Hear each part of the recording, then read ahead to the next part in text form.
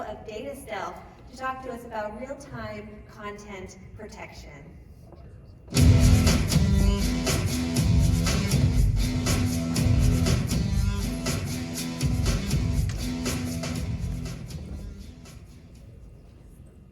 Good afternoon, and thank you for joining me. Just a quick question here.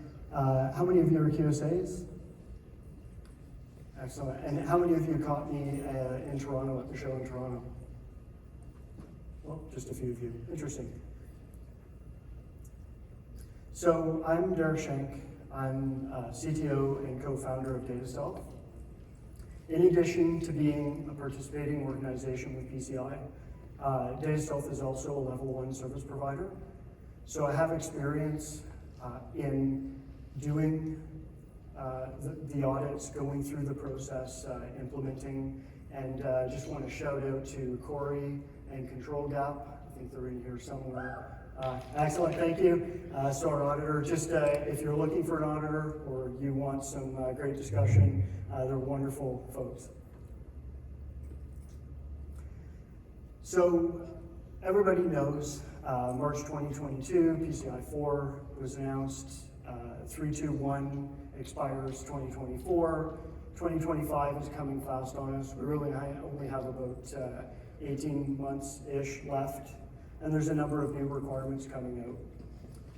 So originally, I actually was going to go through some of these, and over the course of the last couple of days, I've shifted this a little bit, and actually I'm going to talk about our experiences with these requirements in PCI 4. And a little background on this, about 3 years ago, so partners out in New Zealand, so Paul Grover from Confide, if you're here in the audience, they came to us. The issuers in New Zealand were starting to introduce additional controls that they wanted on top of the SAC A and other levels.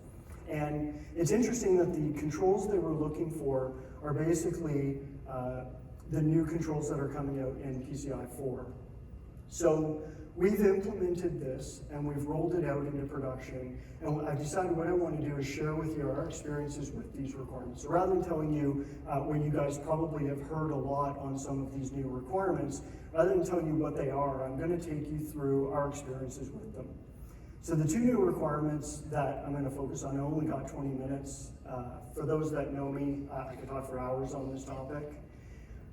So I'm going to talk about 643, which is the development side of the content protection, and then 1161, which is making sure nobody changes it.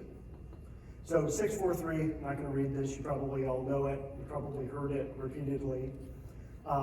The interesting thing with this requirement for 643 is what we're seeing in practice. So as I mentioned, we've rolled this out in New Zealand. We've got customers in North America that are already implementing some of the controls here. And what we've seen is the interpretation around what it applies to. So it's not just frames, we're seeing scripts that are coming in. In New Zealand, payment redirects are considered to fall under this, and the controls are required to be in place for that. So the scope is not entirely clear yet. I did actually ask for a clarification on script inclusion, especially when we look to third and fourth party script inclusions. If you're including a third party script, the interesting question on this one that requires some clarity is what the responsibility is around that. So if I'm using, and by way of example, a tracking script, tracking clicks on the page, user analytics, that script has an ability to influence the payment page. And technically, it is in scope. And if I'm using the third party to provide that, I probably need an AOC from the third party, or else I need to assume responsibility for the integrity of that script. And since 6 falls under the secure content development, the expectation is that the integrity and where I start from is actually a secure script. So I'm starting to look there at what is my responsibility around making sure changes to their site and to their scripts falls under this requirement. So at first glance, everybody looks at this and says 643 is pretty easy. You've got content security policies, so I can control where the scripts come from, and I've got sub-resource integrity. So I can assign a checksum to a script and make sure an authorized source is loaded. What we've seen here is it's nowhere near this easy. So first, if you have a traditional application, your payment page and the remainder of your site, the cart, the marketing, it's all under the same domain. So when the CSPs are being added at the header level, the secure way to do it is to be able to define down to the scripts. These are the scripts that can be loaded. But what's happening is because of the number of scripts across the whole site, when the headers are added at the server level, all the domains are being added at a domain level. So this opens some risk that while CSP is going to make sure that the scripts are loaded from the right site, it's not making sure that every script is loaded properly. Sub-resource integrity turns out to be a significant management, resource-intensive management process.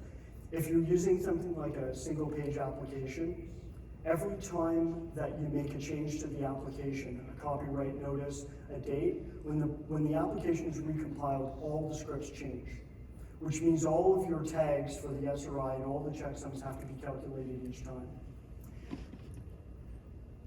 So what we've discovered is not a simple page change. Marketing tends to want scripts and things that are included in the page, and the discussion with the marketing team as to why you can't put that in and what the implication isn't easy. Developers want to use CDNs, they want to load content off third parties.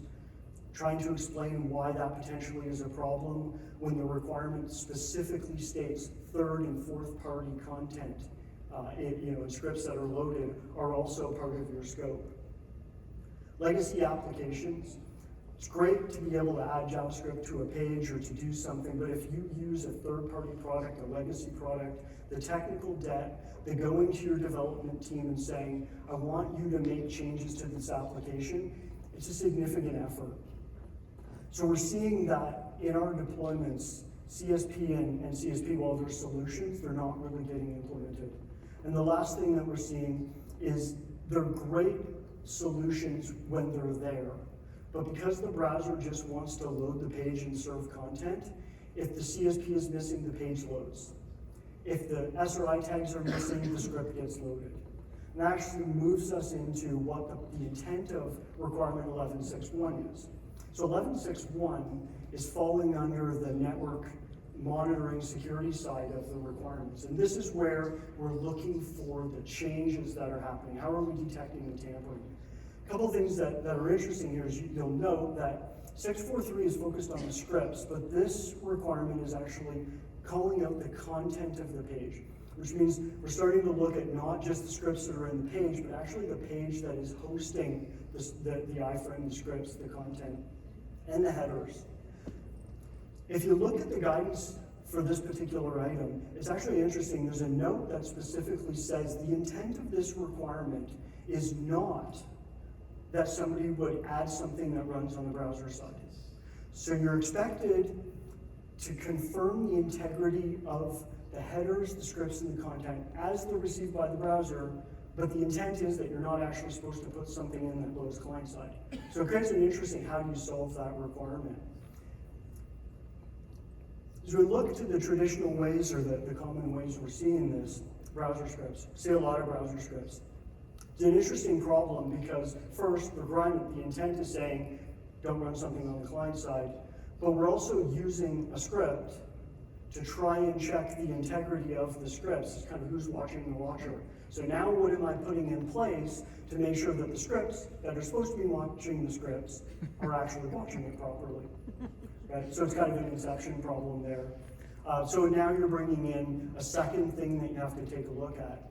If you're loading those scripts from a third-party site, go back to that original 6.4.3 issue of, are you now responsible for making sure that the site that you're loading it from, that product that you're loading it from, is PCI compliant? Do they have an AOC? Are they providing this for you? You know, as I said, I put a question forward on that to try and get clarification, but I don't have an answer on that. So the other is you can do periodic scans, you can scan and report on it. It works. The challenge on this one, and I think we've seen this happen before, is an alert comes in, and if you think about what's going to happen and what we see in production is a change. Sometimes the change was unintentional. Copyright notice was changed and they didn't think about it. Sometimes the change was intentional but didn't go through change management. And as soon as that happens, the dashboard lights up. Because you go from everything is green to every single page is now starting to drive this. So managing the influx of all of that and dealing with what you're supposed to do, what usually happens is ignore. You know, Friday afternoon, I'm going home for the weekend, I'll deal with it on Monday or Tuesday. When you're serving potentially malicious content, you're serving unauthorized content for a period of time. So I talked at the beginning about our experiences. I want to talk a little bit about how we address this, what we do. So DataStealth is, as I mentioned, PCI Level 1 service provider. We offer products that help with scope reduction. We also offer a service in addition that allows us to take on some of these responsibilities for you and assume the scope of some of these items. DataStealth deploys as a network appliance. If you think of how you would deploy your WAF, how you would install it, how you would put a content delivery network, the deployment is the same. I would go into something like Cloudflare, change the origin to DataStealth, it would continue on to the original site, and now your deployment's done. DataStealth is in line.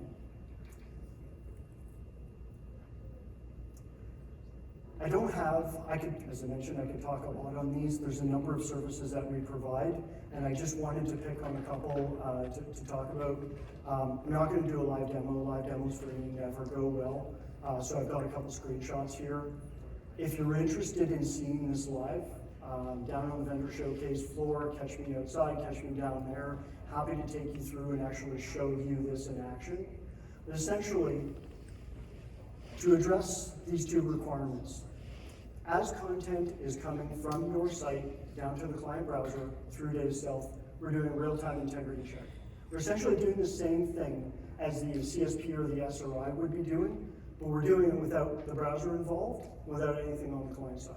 There's no development changes, there's no code, there's no scripts, there's nothing that happens on the server-side application, and we've done deployments where the application owners don't even know we've been installed in line. Nothing happens on the browser side, really doesn't matter what they support, it happens on the wire. So as that page is coming back through, we're looking at it, we're removing dynamic elements, we're fingerprinting the content of the page, the scripts, things like that. And if anything changes, anything is not right, we can immediately send the user to your branded, your customer error page, sorry, we can't process your transaction right now. We can also just simply log it, we can log and send to an error page. When we provide this as a service, the instant this happens, the very first instant this happens, first page, nobody gets malicious content, nobody gets unauthorized content. A P1 severity alert comes into our NOC. They jump on this, work with the customer. In practice, what we see happen, and this probably shouldn't be the case, but probably won't shock anyone, 12 o'clock, 11:30 at night, we get a high severity alert from a customer that says, we forgot to tell you, we did a change. We're doing a deployment in 30 minutes. Help us out. Or even worse, we did a deployment, we forgot to tell you, please work with us on the content change to put this in. So again, back to that experience on deploying this, the integration between the development change and what's changing and the operations side and the approval process, it's a highly resource-intensive process. And while there's a lot of focus on what it takes to initially get the pages, the content, things like that, there isn't a lot of focus yet on what it's going to take to keep that current moving forward. Header integrity checks, essentially the same thing. We're looking at all of the headers as the pages are going by. We're looking for unauthorized changes. The other thing that we're able to do is if you're dealing with an application that you can't make changes to, or third-party legacy systems, DataStealth is able to add these headers for you on the way through. So we can do some uplift on the security, add the strict security controls and other things. And again, the same behavior. If there's changes made to the headers, alerts send you to an error page. Moving beyond these requirements a little bit, it would seem, but there's actually a tie-in, is we call it transparent security injection. I'm not in marketing, so when they let me come up with names, this is the sort of thing you get. This is the ability, as the content is going by, to make modifications to it and to uplift it. So common one we would do is as the script goes by, we can rewrite the target from a third party to an authorized content store. So you're bringing that script back in. So instead of loading it from CDN or from GitHub, you're bringing it back to an authorized source. We can add the integrity checks to it. There's an interesting nuance with this, specifically when it comes to iframes and script inclusions on pages, which is the requirement for 643 says that the pages that are responsible for the URLs, I'm not getting the wording exact, so don't hold me to it, but the page that drives the URL that takes you to the third-party payment service is what's in scope. So what DataStealth is able to do is have the customer take out the tag, the iframe, the script load, and replace it with a non-HTML element that says, put the frame here. So the page goes by, DataStealth will, from our secure content repository, and PCI audited, will inject that content into the page on the way through. So we're the ones that are actually putting the URL and the target in as it goes down to the browser. So we can help on the scope side of that, of removing some of the responsibility, or the scope applicability downstream. Got to get the word right on that. We do tokenization, inline tokenization. Again, transparent card tokenization. I love the word transparent. It happens on the wire. We are able to do this for forms. So if I have a form that takes a card, DataStealth sits in front. If you're using traditional tokenization service, what's going to end up happening is the card comes to you, you're going to call tokenization, your app is still in scope. You're still bringing pieces into scope. By using DataStealth further upstream, the card comes in, we tokenize it, the token is then sent internally through your application. We also support other protocols, FTP, SFTP, and a myriad of others. And as the file is being sent to your payment processor, on the other side, we're able to transparently, in real time, detokenize it as well. We also can do frame injection inside, which actually takes it a little further, where the card tokenization is directed to a DSL service, which actually handles the tokenization. The page itself never actually sees the card, and neither does the application. And the token is put into the form and submitted. The last one I wanted to touch on, and this actually hasn't gotten a lot of airtime at this conference. I haven't seen a lot about this, but there is a requirement in Section 12 around CDE, defining your CDE, and a little bit of a shift from defining what is in scope to proving what is out of scope. So we have a number of card discovery services. Using our inline awareness of how protocols work, we have a large library of things that we can connect to. Databases, structured, unstructured, file servers, cloud services, on-prem, and more. For some customers, we're even down into aesthetic files off a mainframe and legacy systems to go looking for information. So, as I mentioned, I love to talk about this. If you're interested in more information, if you would just like to talk about our experiences with this, feel free to come down and see me. Email's here. Feel free to reach out. I'm happy to set something up. Thank you for your time today. I don't want to keep you long.